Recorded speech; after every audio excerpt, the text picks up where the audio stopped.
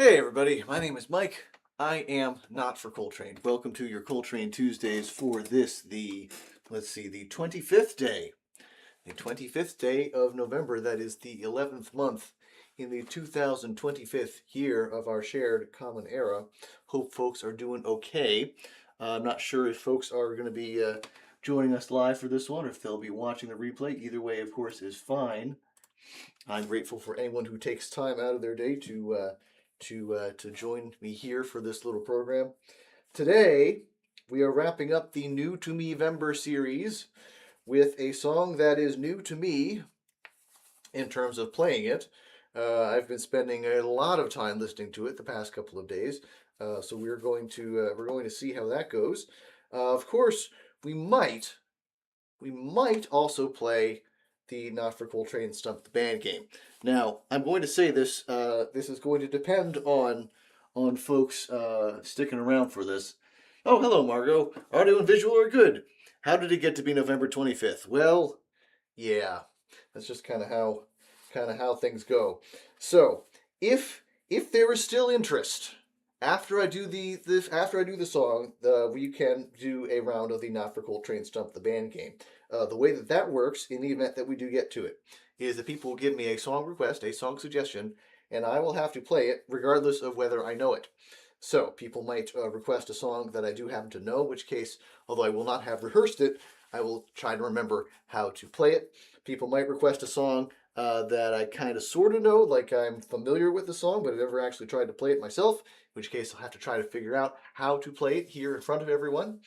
People might request a song that I don't recognize at all, in which case I'll have to make up a brand new song right here on the spot with the same name as the song that was requested, thereby technically satisfying the requirement. That is how we play the Not for Coltrane Stump the Band game. So, if there is interest and people are still sticking around, we will do a bit of that toward the end of the program. But first, we have quite a long song. So we'll see how we feel by the time we get to that point. Because, as you have no doubt guessed from the thumbnail, we of course are doing Alice's Restaurant, the Thanksgiving classic, Alice's Restaurant from Arlo Guthrie. It has been described as a talking blues. I don't know if it's actually talking blues per se, but it is definitely talking. And as I mentioned in the description, we will be doing it in my signature under-rehearsed, semi-improvised style. Meaning, I do not have the full text of Alice's Restaurant here in front of me. I have a few notes here in front of me, notes not in the sense of musical notes, but in the sense of written down notes to help me find my way through the recitation. We're going to see how this goes. We are going to see how this goes. Yahoo, that was my Stump the Band thought. I didn't have time to look at the thumbnail, so I had no idea. Well, there you go, Margot. You're in luck. Because that's what we're going to do. So, let's see how this goes as we attempt maybe 20 minutes of, I don't know. We're going to attempt Alice's Restaurant.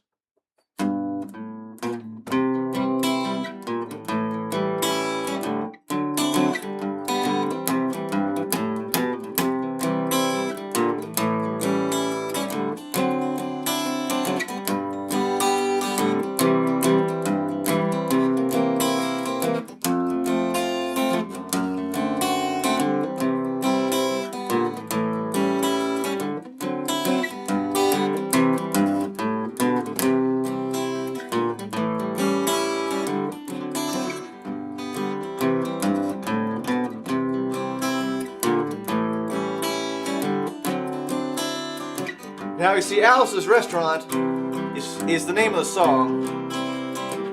Alice's Restaurant is not the name of the restaurant, of course.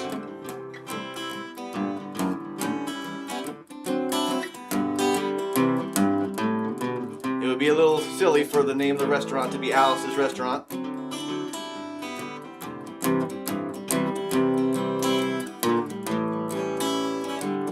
But that is what I call.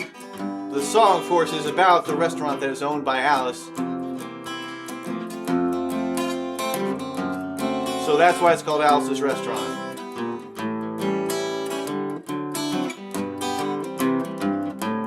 You can get anything you want at Alice's Restaurant. You can get anything you want at Alice's Restaurant. Walk right in, it's around the back, just a half a mile from the railroad track. You can get anything you want at Alice's Restaurant. Now, one other thing you should know about the song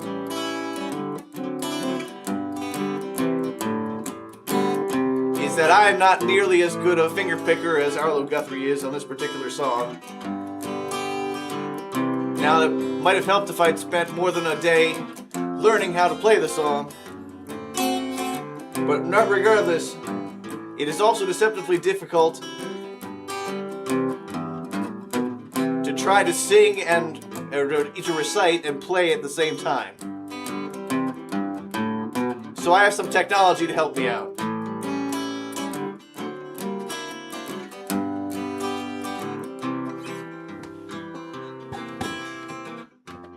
Some of the words changed over time. Well, I suppose they did.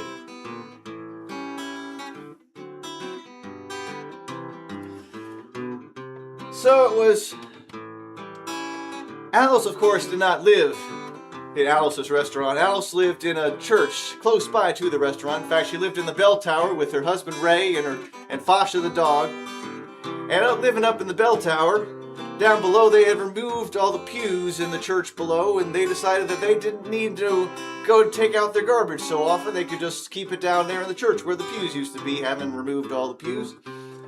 And it was several years ago on Thanksgiving, several Thanksgivings ago, when a friend and I decided to pay a visit to Alice and Ray and Fasha the dog. And when we got there and we saw the half ton of garbage in the church where the pews used to be, we thought, it'd be a nice, right, friendly thing to do to pack up that half ton of garbage and take it to the city dump for Alice and Ray and Fasha the dog so they wouldn't have to worry about it anymore. So that's what we did. We took shovels and rakes and implements of destruction and gathered up that half ton of garbage and loaded it into the back of a red VW microbus and headed off toward the city dump. But when we got to the city dump, there was a chain across the road and a sign that read, "Closed for Thanksgiving." Now, we had never heard of a dump being closed on Thanksgiving, but there it was right in front of us. So we turned around and with tears in our eyes drove off into the sunset trying to figure out what we were going to do with this half ton of garbage. And then we took a side road, and then off the side of the side road there was a 15-foot drop, and down at the bottom of the 15-foot drop was another pile of garbage. And well, we thought one big pile of garbage would be better than two small piles of garbage, so we took our pile of garbage and tossed it down with the other pile of garbage, so there's one large pile of garbage off the side of this side road down a 15-foot drop. And then we got back in the red VW microbus and drove back to Alice's church, bell tower, near Alice's Restaurant, and had a Thanksgiving dinner that couldn't be beat. Went to bed and slept all the time until the next morning when we woke up and got a call from Officer Obie. Officer Obie said, "Now, kid, we found an envelope with your name on it at the bottom of half a ton of pile of garbage. Would you happen to know anything about it?" I said, "Well, yes, Officer Obie, I cannot tell a lie. I put that envelope under that half ton of garbage." Well, we were on the phone with Officer Obie for near about 45 minutes, and after some time talking, the truth of the matter did come out that we had left that half ton of garbage there, and he said that we would need to come down to the police officer station to be able to, and we'd have to clean up the garbage. So we packed up the shovels and rakes and implements of destruction into the red VW microbus and headed over to the police officer station. And when we got there, there was one of two things that Officer Obie could have done. One thing was to give us a medal out of appreciation for being so honest about the situation. Now, we didn't expect that. We didn't think that was likely. And the second thing he could have done was tell us to clean up the garbage and tell us never to be seen around that town carting garbage around and leaving it someplace for other people to find. But when we got to the police officer station, we found that there was a third option that we had not considered, which was that Officer Obi put us in handcuffs. He said, we're under arrest.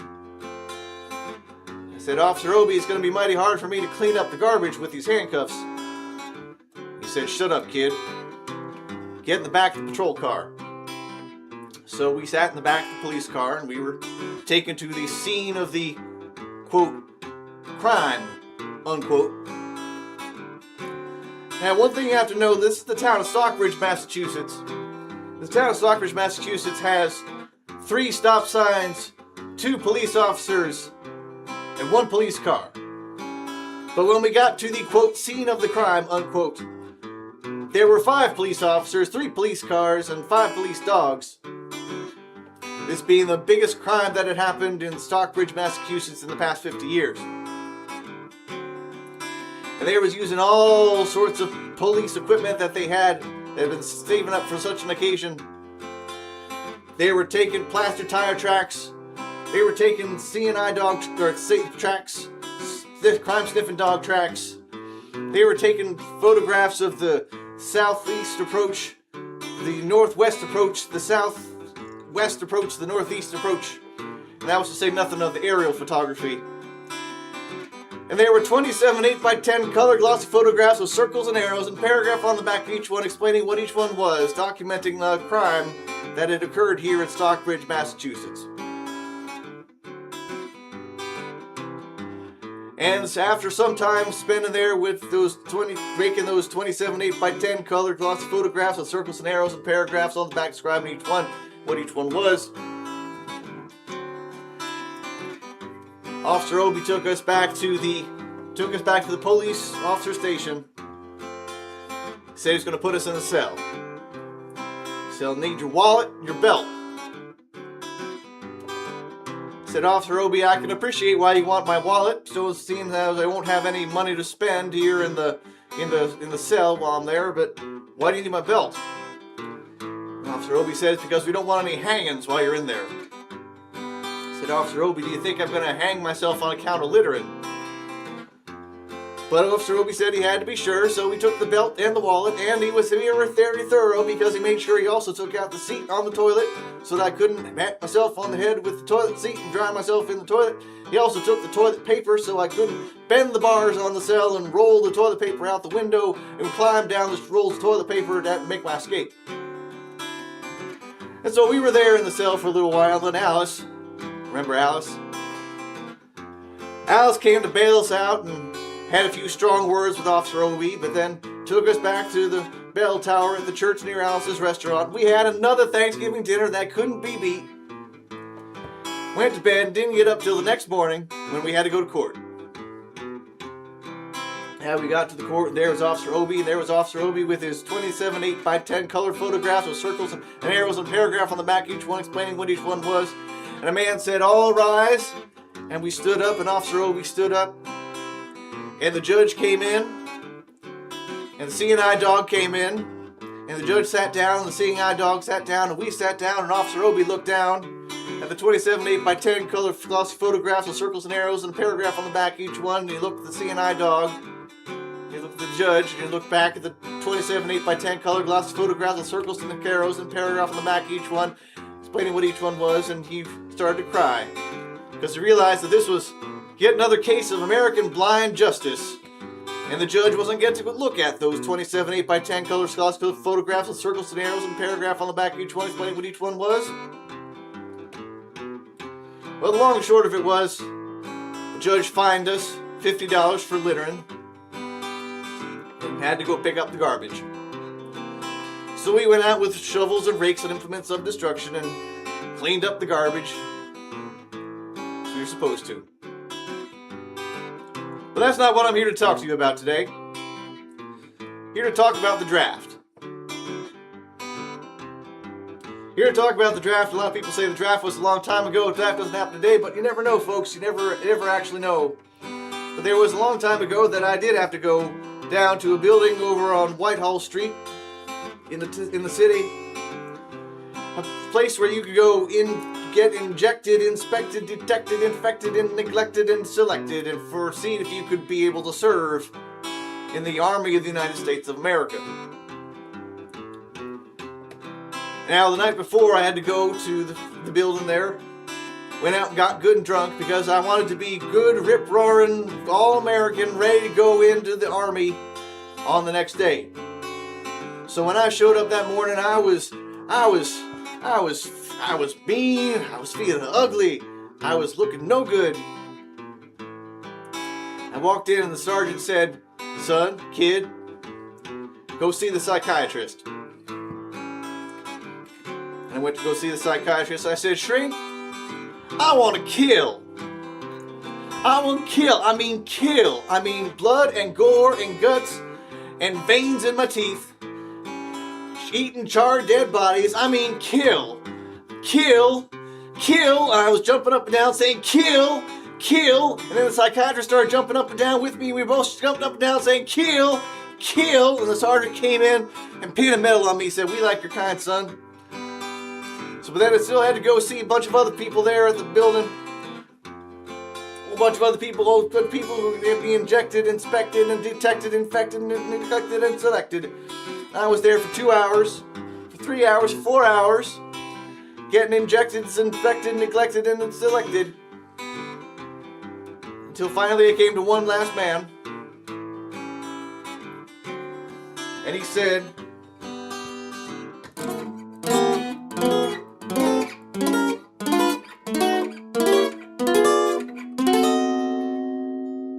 "Kid, have you ever been arrested?"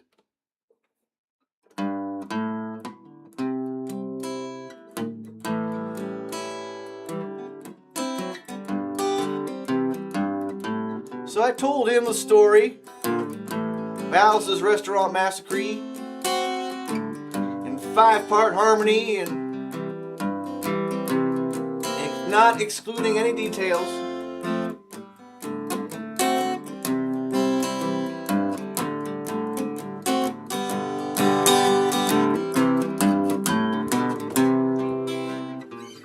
He said, "Kid, you ever been to court?"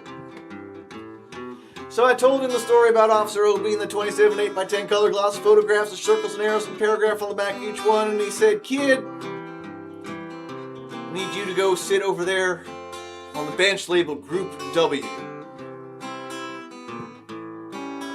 Group W is where they put all the folks who was maybe not moral enough to serve in the Army." So I went and sat over on the bench, and these were the meanest, nastiest, ugliest criminals you could ever think of. Mother stabbers. Mother rapers. Father rapers. And then I saw the meanest, nastiest, biggest, ugliest, meanest man coming up to me, looked me in the eye, gave me the hairy eyeball, and said, "Kid, what'd you get?" He said, "I didn't get anything. I got fined $50 for littering and had to pick up the garbage." He said, "What was you arrested for?" He said, "Littering." And all the other mean, nasty, ugly men on the bench just scooted away from me. And then I said, "And causing a nuisance." And then they all came right back. We were having a right old good time on that bench with Group W, having a good old time talking about mother raping and mother stabbing and all the wonderful things that we were doing. And then the sergeant came over with the whole stack of papers. He said, "I need you to that time when my arrested officer service time on all things that you win at some time," and went on for 45 minutes, and no one understood a dang word he said. But we had fun looking at the papers and playing with the pencils there on the bench. And so I wrote down the story of Alice's Restaurant Massacree in 5-part harmony, including all the details. And then I turned over the paper. And on the back of the paper, in the middle of the paper, away from everything else on this side of the paper, was one sentence. One sentence, and it was capitalized and italicized and away from everything else, and it said, "Kid, have you been rehabilitated?"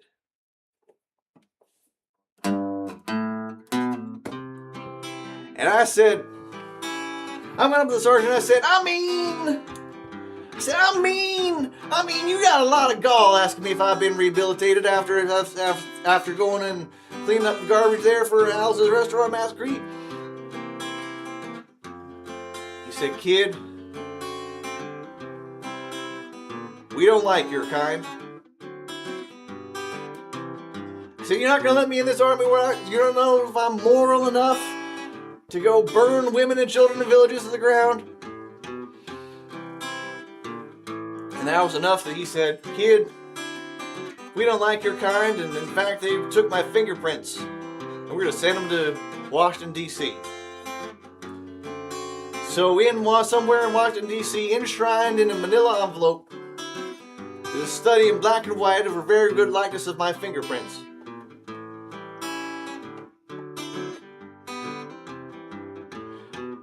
But you see now, if there's ever a situation where you find yourself in a situation much like that, you need to go in and have yourself inspected, injected, detected, infected, neglected, and selected. The thing you need to do, there's only one thing you can do. You go in and say, shrink, you can get anything you want at Alice's Restaurant. Now, if one person does it, they might think he's a bit on the loony side, and they'll write him off and let him not serve in the army. And if two people come in, holding hands, two men come in holding hands and singing the song in two-part harmony, they might think there's something about their sexual proclivities that might make them not suitable for the army. But then if three people come in and sing a bar of Alice's Restaurant, if 50 people a day come in and sing a bar of Alice's Restaurant, they might think that's an organization, that's a movement. And in fact, it is a movement. It's the Alice's Restaurant movement. So that's what we need to do. We need to go sing this song together when it comes around again. You can get anything you want at Alice's Restaurant. You can get anything you want at Alice's Restaurant. Walk right in, it's around the back, about a half a mile from the railroad track. You can get anything you want at Alice's Restaurant. You can get anything you want at Alice's Restaurant. You can get anything you want at Alice's Restaurant. Walk right in, it's around the back, just a half a mile from the railroad track. You can get anything you want at Alice's Restaurant. Accepting Alice at Alice's Restaurant.